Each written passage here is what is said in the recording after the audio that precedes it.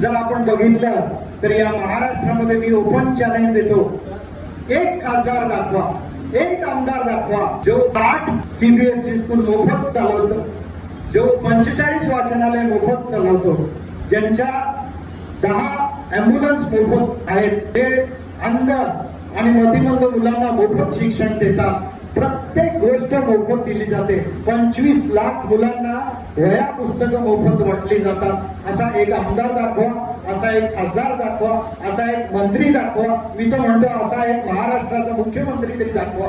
कोण नाहीये या संपूर्ण महाराष्ट्राच्या राजकारणात. जर तुम्हाला बघायला मिळेल तर निलेश भगवान सांबरे यांच्यासारखा दानशूर व्यक्ती आपल्याला शोधून सापडणार नाही.